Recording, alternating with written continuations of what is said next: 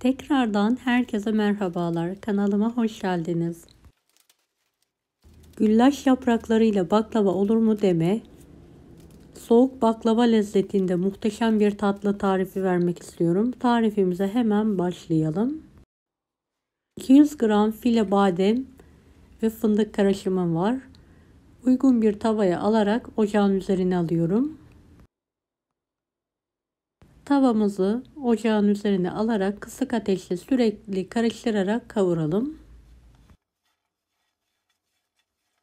Videomu izlerken buraya kadar geldiyseniz yorum kısmına herhangi bir emoji bırakırsanız bana destek olmak için sevinirim.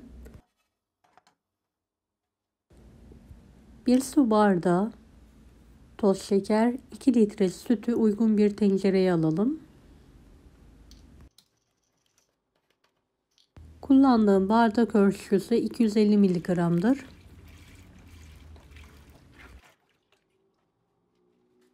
Evet, şeker eriyene kadar bir karıştıralım.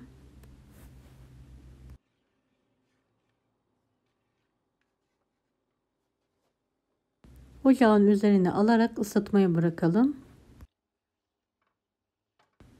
Isısı yoğurt mayalama kıvamından bir tık daha sıcak olacak şekilde ayarlayalım.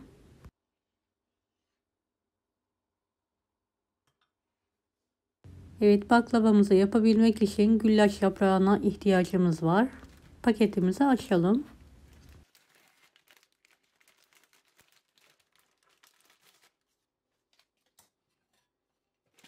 Evet, 10 adet güllaç yaprağı kullanıyoruz. Sayarak ayıralım. Güllaç yapraklarını tam ortadan ikiye keselim. Dilerseniz elinizle de katlayarak kırabilirsiniz.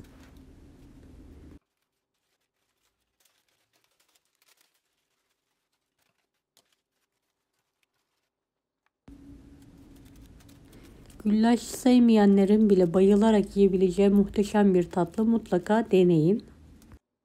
Evet, sütümü ısıttım. Gördüğünüz gibi 2 paket toz krem şanti ekleyelim. Evet, krem şanti sütümüzün kıvamını koyulaştıracak. Güzel bir aroma verecek.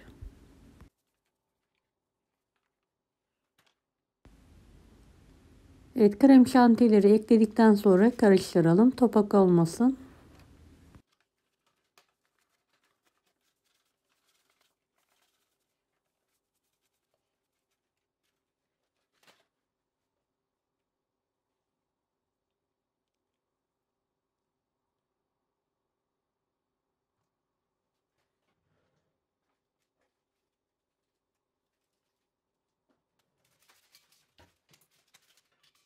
İki paket vanilya.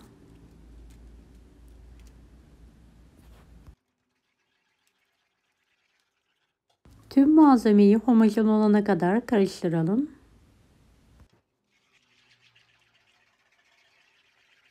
Evet, şerbetimiz hazır.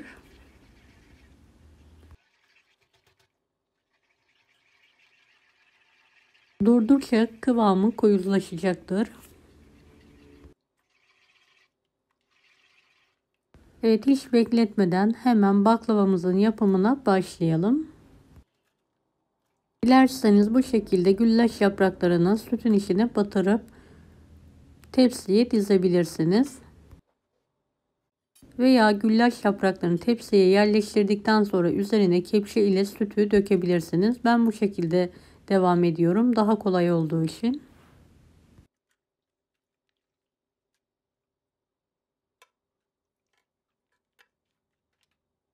Evet, bolca süt gezdirelim.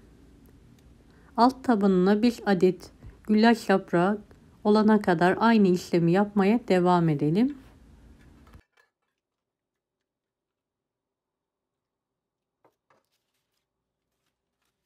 Evet, güllaç yapraklarını yumuşamasına dikkat edelim.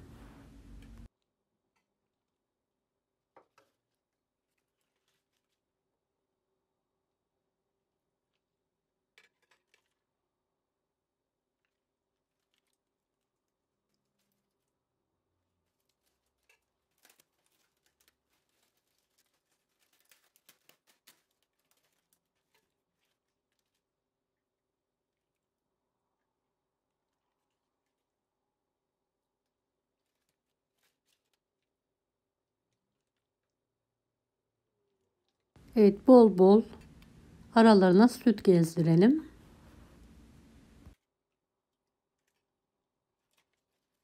Beş adet güllaç yaprağını borcamın alt kısmına yerleştirdikten sonra üzerine kavurduğumuz ve soğuttuğumuz fındık ve badem karışımını serpelim.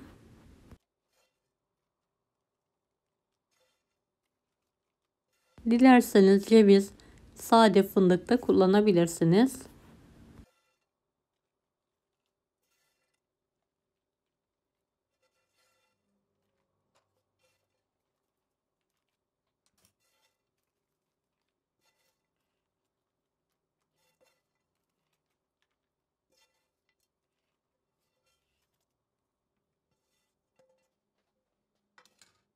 Evet, fındıkların hepsini serptim. Kalan 5 yufkayı da aynı şekilde üzerine yerleştirelim. Mutlaka güllaç yapraklarından sonra üzerine bolca süt gezdirelim ve güllaç yapraklarımızı yumuşatmaya dikkat edelim.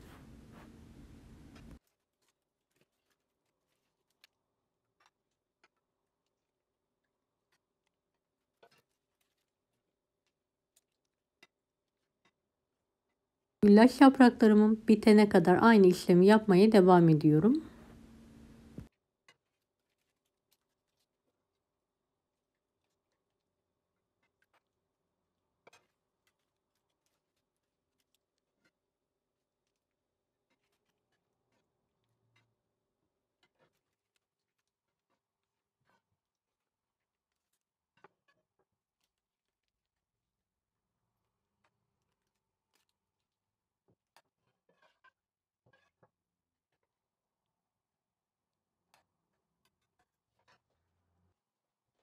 Kalan sütün hepsini üzerine gezdirelim.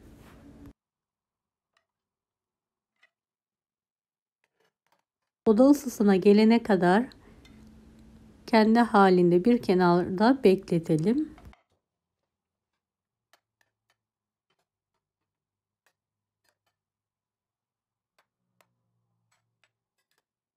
Sütünü çektikten sonra üzerini kapatalım. Bir gece buzdolabında dinlenmeye bırakalım.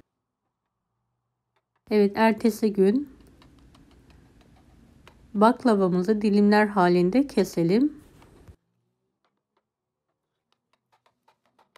Soğuk baklava dilimleri şeklinde baklavamızı, güllaç tatlımızı keselim.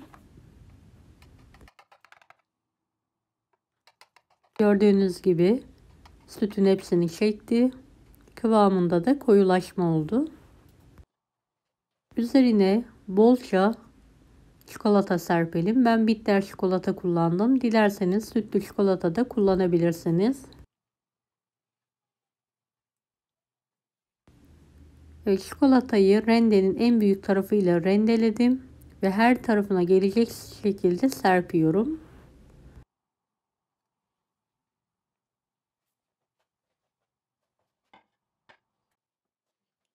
En son her kareyi Antep fıstığı ile süslüyorum.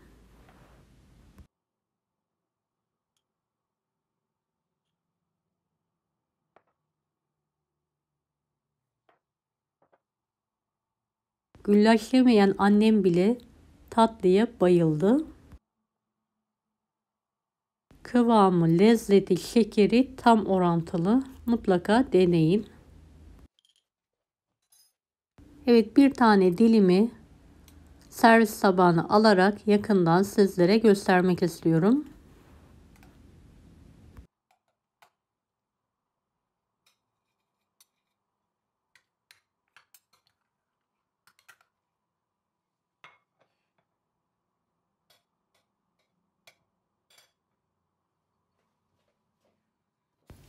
Evet, şerbetin hepsini çekti.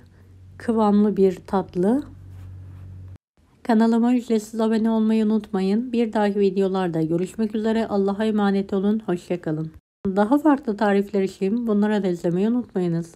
Afiyet şifa olsun herkese.